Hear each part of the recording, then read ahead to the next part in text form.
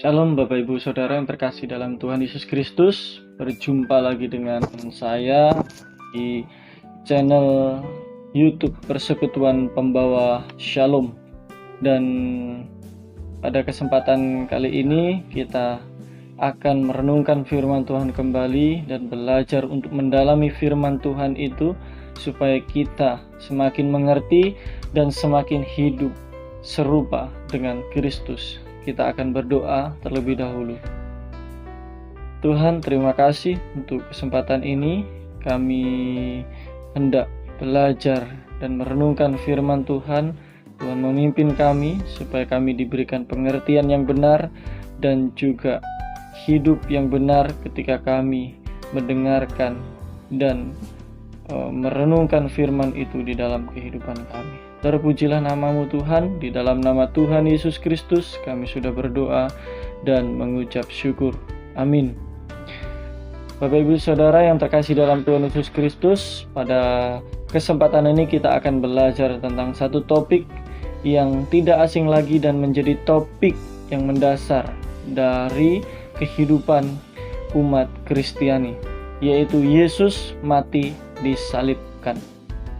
Nah, di dalam mengenang tentang kematian Yesus Kristus, kita perlu melihat kembali bagaimana Yesus yang kita percayai adalah Tuhan yang memang menjadi manusia dan benar-benar hidup di dalam sejarah dan pernah mati di atas kayu salib. Tetapi yang menjadi keanehannya adalah bahwa isu-isu yang sampai saat ini kita dengar dan bahkan terus disampaikan, bahkan mungkin dipersoalkan bagi orang-orang di luar sana, yaitu tentang kematian Yesus, dan dinyatakan bahwa Yesus itu tidak benar-benar mati, tetapi orang-orang yang diserupakan dengan Yesus itulah yang mati. Nah, jadi tentunya agama seberang di dalam kitab sucinya mereka mengatakan bahwa mereka tidak membunuhnya dan tidak pula menyalibkannya, tetapi yang mereka bunuh adalah orang yang diserupakan dengan Isa. Di dalam surah An-Nisa ayat yang 157. Nah, sampai sekarang ini terus dijadikan sebagai dasar untuk menyatakan bahwa Yesus itu tidak benar-benar mati di salib, tetapi orang lainlah yang diserupakan.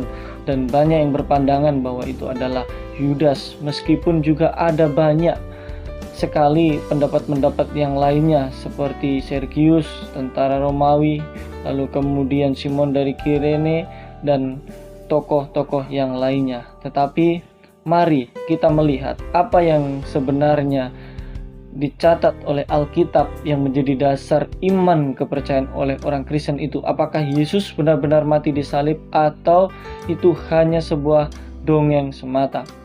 Alkitab ditulis lebih awal daripada kitab suci lain. Yang saya maksudkan ini adalah Al-Quran yang diyakini oleh umat Islam. Nah, saudara-saudara yang terkasih di dalam Tuhan Yesus Kristus, kita akan melihat apa yang ditulis oleh Alkitab ini tentang Yesus Kristus. Ada beberapa ayat yang menunjukkan bahwa Yesus benar-benar mati. Contohnya di dalam Matius 27 ayat 26, di sana dijelaskan, lalu ia membebaskan Barabas bagi mereka, tetapi Yesus disesahnya lalu diserahkannya untuk disalibkan. Yohanes 19 ayat 18, dan di situ ia disalibkan, dan selanjutnya. Bahkan Yohanes 19 ayat 32 juga mencatat di bagian akhir bahwa orang yang lain yang disalibkan bersama-sama dengan Yesus. Berarti Yesus disalibkan dan dia tidak sendiri, ada orang lain. Nah, inilah catatan yang diberikan oleh Alkitab. Rasul Paulus di dalam suratnya kepada jemaat Korintus, 1 Korintus 2 ayat 2, sebab aku telah memutuskan untuk tidak mengetahui apa-apa di antara kamu selain Yesus Kristus, yaitu Dia yang disalibkan. Kemudian 2 Timotius 2 ayat 8, Ingatlah ini, Yesus Kristus yang telah bangkit dari antara orang mati, yang telah dilahirkan sebagai keturunan Daud, itulah yang kuberitakan dalam Injilku. Jadi Yesus Kristus yang telah bangkit dari antara orang mati. Nah, kita tidak membahas dulu tentang kebangkitan, tetapi kita melihat fakta yang terjadi tentang kematian Yesus Kristus. Nah, Alkitab telah mencatat sedemikian rupa dan memberikan suatu penjelasan yang sangat detail, dan ini merupakan sesuatu yang tidak bisa dibantah. Bagaimana orang Kristen bisa mengatakan demikian? Nah, bukan hanya Alkitab mengatakan seperti ini dan ini adalah dongeng. Tidak. Alkitab menyatakan sesuatu yang benar-benar terjadi, dan ketika dilihat dari perjalanan sejarah dan bahkan catatan-catatan sejarah yang ada, bahwa apa yang dikatakan Alkitab itu adalah benar. Bukan berarti Alkitab mencari dukungan lain, tetapi ini menunjukkan bahwa Alkitab merupakan kebenaran yang mutlak. Dan ini sangat sesuai dengan apa yang ditulis oleh para sejarawan yang tentunya bukan dari orang Kristen, yaitu orang Yahudi, orang Romawi, dan bahkan di dalam catatan-catatan lain, yaitu Flavius Josephus, kemudian Cornelius Tacitus, dan catatan di dalam Talmud, dan bahkan sejarawan-sejarawan lain menuliskan dan menyatakan dengan jelas bahwa Yesus Kristus itu mati disalibkan oleh perintah dari Pontius Pilatus. Dan catatan di Talmud juga menyatakan bahwa Yesus itu telah digantungkan pada sebuah tiang dan bahkan dituduh sebagai orang yang melakukan sihir dan membawa banyak orang untuk mengikuti dia. Nah, Bapak Ibu Saudara yang terkasih dalam Tuhan Yesus Kristus, ini merupakan suatu peristiwa, suatu kejadian yang memang benar-benar nyata.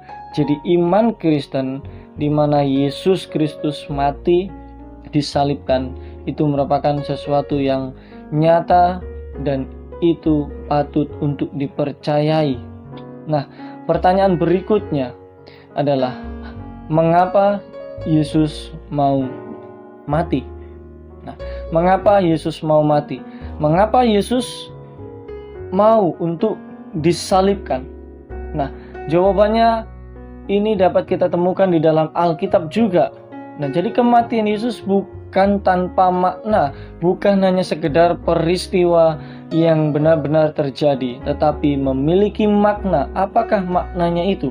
Nah, Alkitab dengan jelas menerangkan bahwa Yesus mati untuk menebus manusia yang berdosa. Matius 20 ayat 28, Markus 10 ayat 45 dengan tegas menyatakan bahwa anak manusia datang bukan untuk dilayani tetapi untuk melayani dan memberikan nyawanya bagi tebusan, sebagai tebusan bagi banyak orang.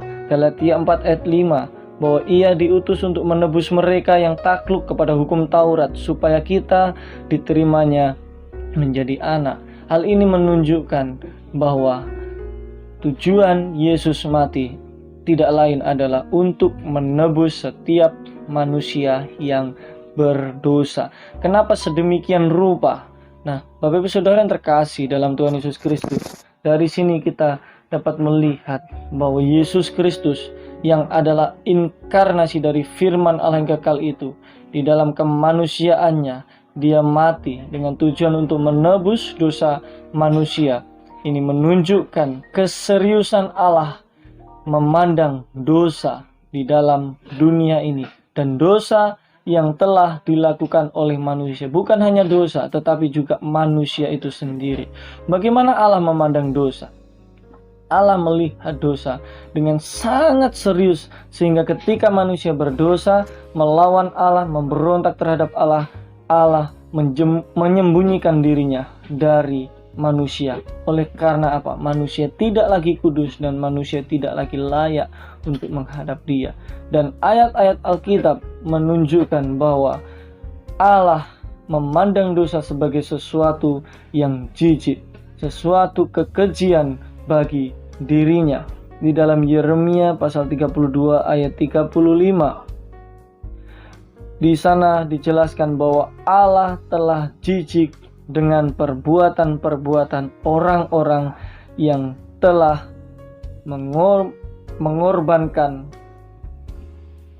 sesuatu untuk dipersembahkan kepada Baal. Nah, Bapak Ibu Saudara yang terkasih dalam Tuhan Yesus Kristus, jelas bahwa Allah di situ dituliskan jijik terhadap mereka. Amsal 6 ayat 16 sampai 19. Ada beberapa perkara yang dibenci oleh Tuhan Allah dan itu menjadi kekejian bagi Tuhan. Apakah itu? Mata sombong, lidah dusta, tangan yang menumpahkan darah orang yang tidak bersalah, hati yang membuat rencana-rencana yang jahat, kaki yang segera lari menuju kejahatan, seorang saksi dusta yang menyembur-nyemburkan kebohongan dan menimbulkan pertengkaran. Saudara, jadi percekcokan walaupun itu kecil, sesuatu yang menimbulkan pertengkaran satu dengan yang lain, kebohongan, itu merupakan dosa. Dan bagi Allah itu merupakan dosa yang sangat serius. Dan itu sebabnya Dia mau datang ke dunia, turun ke dunia, menjadi manusia dan mati untuk manusia itu di kayu salib. Nah, Bapak Ibu Saudara yang terkasih dalam Tuhan Yesus Kristus, dalam Yeskiel 36 ayat 17 dikatakan bahwa kelakuan mereka sama seperti cemar kain. Cemar kain ini menunjukkan perempuan yang sedang haid atau menstruasi, yaitu perempuan yang sedang mengeluarkan lelehan. Dan Bapak Ibu Saudara dapat membaca di dalam Imamat pasal 15 ayat 19 dan seterusnya sampai 30 dan 31. Di sana dijelaskan bagaimana perempuan yang mengeluarkan lelehan itu adalah orang yang najis dan tidak bisa menghadap Allah, yaitu tidak bisa ikut di dalam ibadah bersama dengan orang-orang yang tidak mengalami haid atau menstruasi.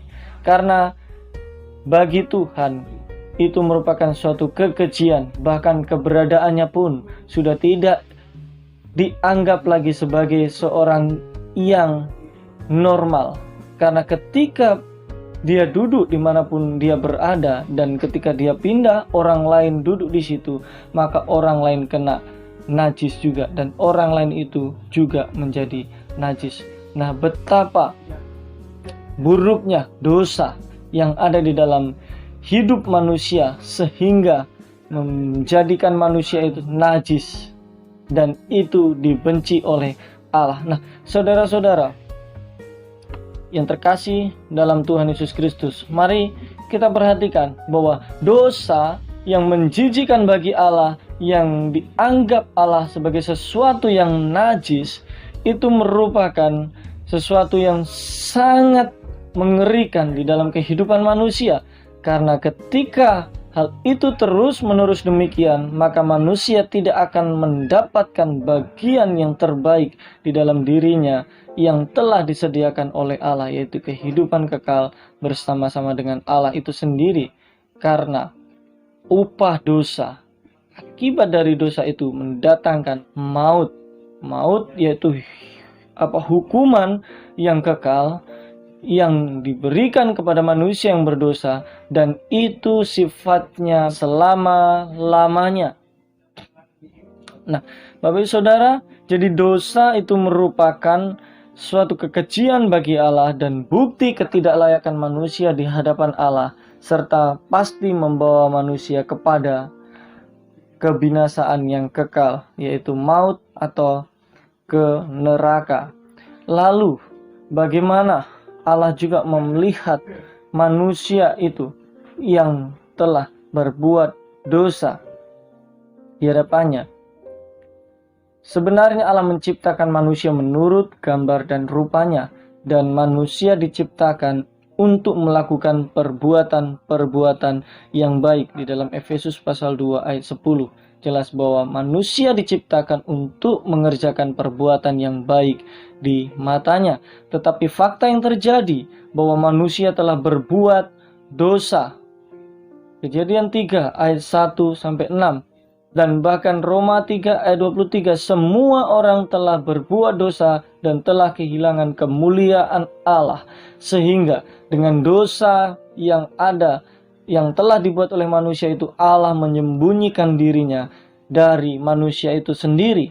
Dan bahkan di dalam Roma 5 ayat 10 dijelaskan manusia seteru dengan Allah. Manusia musuhnya Allah karena manusia melawan Allah. Manusia tidak sadar siapa dirinya sebagai ciptaan yang seharusnya tunduk di bawah otoritas firman-Nya, menaati semua firman-Nya.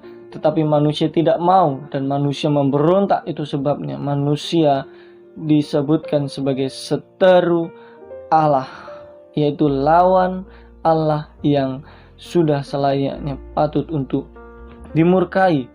Nah, itu sebabnya manusia yang demikian dengan segala kebaikannya, maka manusia tidak akan mampu, tidak akan bisa untuk mencapai Allah, karena hidup manusia, kebaikan manusia itu juga sudah tercemar oleh dosa. Nah, perhatikan Yesaya 64 ayat 6 menjelaskan di sana bahwa segala kesalehan kami seperti kain kotor, dan kain kotor ini menunjukkan kain bekas menstruasi atau darah yang dikeluarkan oleh seorang perempuan. Dan di dalam adat istiadat Yahudi dalam konteks ini, seperti yang saya jelaskan tadi, bahwa orang yang demikian itu tidak akan layak di hadapan Tuhan. Dan kebaikan apapun yang dilakukan manusia seperti kain yang kotor.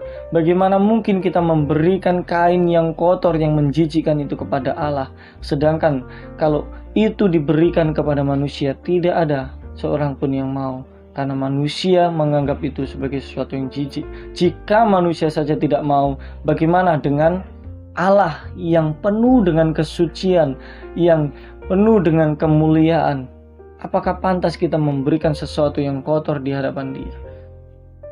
Itu sebabnya segala kebaikan dan juga apapun yang dilakukan manusia tidak mungkin dapat mencapai kepada kesempurnaan di dalam dirinya, sehingga melaluinya manusia memperoleh keselamatan.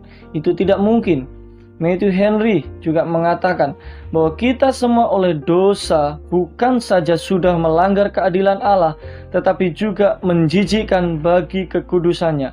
Sebab dosa adalah kekejian yang dibenci Tuhan dan Ia tidak tahan memandangnya. Kenapa Tuhan menganggap dosa sedemikian rupa serius? Karena dosa merupakan sesuatu yang jijik di mata Allah, dan segala kebaikan manusia itu juga tidak layak untuk diberikan, dipersembahkan kepada Allah, karena manusia yang berdosa tidak akan mungkin memberikan yang terbaik kepada Allah dengan segala perbuatan baiknya. Kenapa?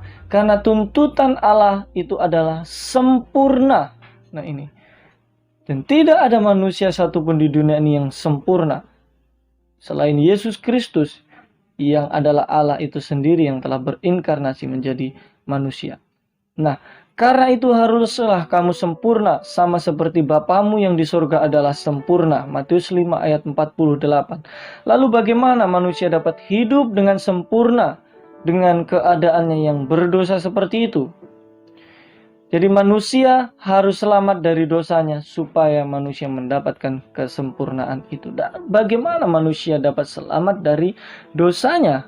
Bagaimana manusia dapat membayar seluruh hutang-hutang dosa itu di hadapan Allah? Dalam Perjanjian Baru, secara khusus Injil Sinoptik menuliskan bahwa dosa itu sama halnya sebagai hutang yang kita miliki, yaitu hutang kita kepada Allah. Bagaimana kita dapat membayarnya? Sedangkan tuntutan Allah itu adalah sempurna. Apakah manusia bisa menebus dirinya sendiri, membayar hutangnya dengan kekuatannya sendiri, kebaikannya sendiri?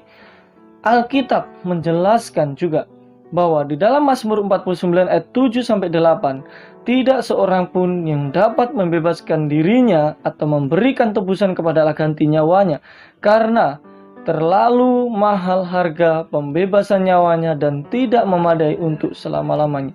Terlalu mahal. Dan Alkitab menjelaskan dengan sangat baik, yaitu bahwa akulah Tuhan dan tidak ada juru selamat selain daripadaku. Hanya Tuhan yang menjadi juru selamat, yaitu penyelamat di dalam hidup manusia yang penuh dengan dosa. Dan hanya Dia yang mampu membayar lunas hutang dosa manusia. Dan itu dilakukannya di dalam diri Yesus Kristus. 1 Korintus 6 ayat 20, sebab kamu telah dibeli dan harganya telah lunas dibayar. Karena itu, muliakanlah Allah dengan tubuhmu. Bapak Ibu Saudara yang terkasih dalam Tuhan Yesus Kristus. Jadi penebusan dosa manusia, yaitu penebusan manusia dari setiap dosa-dosanya, itu hanya dapat dilakukan oleh satu-satunya manusia yang sempurna, yang tidak bisa atau tidak dapat berbuat dosa, dan tidak lain itu adalah Yesus Kristus. Karena selain Dia, semua manusia, bahkan pemimpin agama manapun, mereka telah berbuat dosa. Nah, kenapa Yesus sempurna? Karena Dia adalah firman Allah, dan firman itu menjadi manusia. Dan tentunya firman Allah yang adalah Allah itu sendiri adalah kudus dan tidak pernah berbuat dosa, karena itu bertentangan dengan naturnya. Nah, Bapak Saudara yang terkasih dalam Tuhan Yesus Kristus, penebusan ini dilakukan di kayu salib. Kenapa harus di kayu salib? Apakah tidak ada cara lain? Kematian Yesus di kayu salib sebagai penebusan dosa manusia itu dilakukan dengan maksud, yaitu untuk menggenapi janjinya yang telah diberikan kepada manusia untuk menyelamatkan manusia itu sendiri, menebus manusia dari setiap keberdosaan dan kutuk yang ada dalam diri manusia. Dan inilah penggenapan dari Taurat Tuhan. Ulangan 21 ayat 22 dan 23. Secara singkatnya, bahwa seorang yang digantung terkutuk oleh Allah. Nah, orang yang tergantung adalah terkutuk oleh Allah. Seharusnya siapa yang terkutuk? Kita semua manusia berdosa, kita telah terkutuk, yaitu kita dikutuk oleh Allah oleh karena keberdosaan kita. Dan konsekuensi dari kutuk itu adalah hukuman maut, neraka, seperti yang saya jelaskan tadi. Yesus mau terkutuk supaya kita semua dibebaskan dari kutuk dosa, supaya kita semua dilepaskan dari hukuman kekal itu. Tetapi dengan syarat, yaitu kita percaya kepada Yesus Kristus sebagai satu-satunya Tuhan dan Juru Selamat. Dengan demikian, maka ketika kita datang kepada Allah di dalam Yesus Kristus, maka Dia akan menerima kita. Dan itu bukan didasarkan atas kebaikan kita, tetapi atas iman kita, yaitu atas kebenaran yang Allah berikan kepada kita. Iman itu berarti bahwa kita percaya, kita sepakat bahwa Yesus Kristus itu adalah satu-satunya manusia yang sempurna, yang menjadi satu-satunya jalan penebusan dosa bagi manusia, dan kembalinya hubungan yang baik antara manusia dengan Allah. Tidak lain, hanya dapat ditemukan di dalam diri Yesus Kristus yang telah menyerahkan dirinya sepenuhnya bagi manusia yang berdosa. Oleh sebab itu, bahwa di dalam Galatia 3 ayat 10 dijelaskan, terkutuklah orang yang tidak setia melakukan segala sesuatu yang tertulis dalam kitab hukum Taurat. Dan Galatia 3 ayat 13, terkutuklah orang yang digantung pada kayu salib. Sehingga dijelaskan lagi di dalam ayat yang lain, oleh karena iman di dalam Yesus Kristus, supaya kami dibenarkan oleh karena iman di dalam Yesus Kristus. Dia telah mengalami, dia telah menerima kutuk yang harusnya ditimpakan kepada umat manusia yang berdosa, tetapi semua itu ditimpakan kepada Yesus Kristus dan semua ditanggung oleh Yesus Kristus. Tetapi hanya satu hal yang kita perlu ketahui, bahwa hanya orang yang percaya kepada Yesus Kristuslah yang dapat diselamatkan oleh Allah dan layak untuk menghadap Allah di dalam kemuliaannya. Sebab Yesus Kristus telah menjadi jalan bagi kita untuk membangun hubungan yang baik antara kita dengan Allah. Itu sebabnya dalam hal ini, apa yang seharusnya menjadi respon di dalam kehidupan manusia? Jikalau orang benar akan hidup oleh iman, apa yang menjadi respon bagi kita semua ketika melihat peristiwa salib yang sangat luar biasa yang telah dikerjakan oleh Allah? Sebagian besar manusia merasa kasihan ketika melihat penderitaan Yesus yang begitu rupa, secara khusus melalui film-film yang menceritakan tentang hidup dari Tuhan Yesus. Mereka merasa kasihan, dan ini merupakan respon yang salah. Kenapa salah? Karena Yesus tidak perlu dikasihani. Justru dia melakukan semuanya itu untuk mengasihi kita dan memberikan nyawanya sebagai tebusan bagi banyak orang, yaitu kita yang percaya kepadanya. Respon yang benar seharusnya kita merendahkan diri kita sepenuhnya di hadapan Yesus Kristus, dan kemudian kita mengaku dosa-dosa kita di hadapan Tuhan Yesus, bahkan memohon ampun kepadanya dan beriman kepadanya. Apa itu beriman dan bagaimana kita harus beriman kepadanya? Nah, Bapak Ibu Saudara yang terkasih dalam Tuhan Yesus Kristus, di dalam pembahasan terakhir ini kita harus mengerti bahwa iman yang harus kita tunjukkan di hadapan Allah, yaitu melalui Yesus Kristus, bukan hanya sekedar pengetahuan kita tahu siapa Yesus itu. Dia mati, bangkit, dan kemudian dia adalah Tuhan satu-satunya dan Juru Selamat dunia. Dan bukan hanya sekedar mengakui Yesus sebagai Tuhan dan Juru Selamat manusia, tetapi kita harus memiliki 3 hal penting yang perlu kita ketahui, dan ini tidak bisa dipisahkan satu dengan yang lain. Inilah yang disebut dengan iman yang benar, yaitu kita harus mengetahui siapa Yesus Kristus yang kita percayai dan kita imani. Dan kemudian kita juga harus mengakuinya, bukan hanya sekedar mengetahui tetapi mengakui dia sebagai satu-satunya Tuhan dan Juru Selamat dalam hidup kita, yang telah menebus kita dari segala dosa-dosa kita dan memohon ampun segala dosa kita kepadanya, dan memohon supaya dia terus-menerus menyucikan kita dari dosa-dosa yang kita lakukan di dalam hidup kita. Dan bukan hanya sekedar pengakuan saja, tetapi juga memberikan diri kita sepenuhnya kepadanya sebagai wujud kebergantungan kita kepada Yesus Kristus sebagai Tuhan dan Juru Selamat kita. Ini menunjukkan bahwa keterbatasan kita sebagai orang yang berdosa yang tidak mampu menyelamatkan diri kita sendiri, dan kita hanya percaya pada Yesus, dan kita tunjukkan wujud ucapan syukur atas keselamatan itu di dalam kebergantungan kita dengan melakukan setiap perintah yang diberikan Yesus Kristus kepada umat yang percaya kepadanya, yaitu termasuk kita. Apa itu? Mengasihi Tuhan dan mengasihi sesama.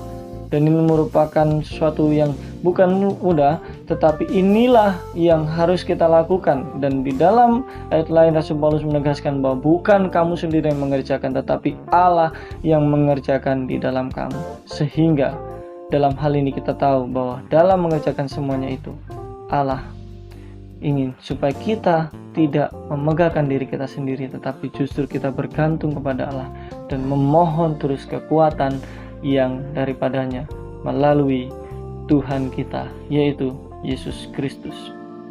Persembahkanlah tubuhmu sebagai persembahan yang hidup, yang berkenan kepadanya, dan yang sempurna.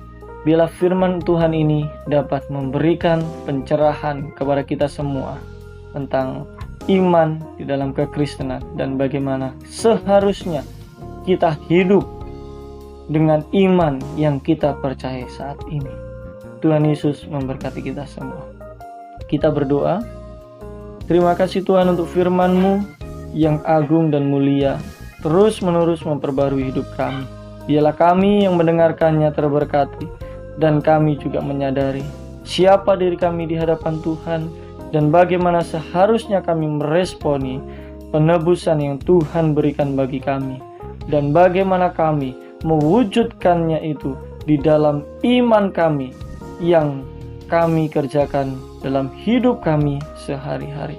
Tuhan, mampukan kami, tolong kami, kuatkan kami untuk melewati setiap perjalanan dan persoalan hidup yang ada di dalam hidup kami. Jika Engkau mampu melewati semua penderitaan itu, dan bahkan pada akhirnya Engkau bangkit, menunjukkan kemenangan atas semuanya itu, dan Engkau pasti juga akan memberikan kekuatan dan juga penghiburan bagi setiap orang-orang yang percaya kepada Engkau. Terima kasih Tuhan, inilah doa dan ucapan syukur kami.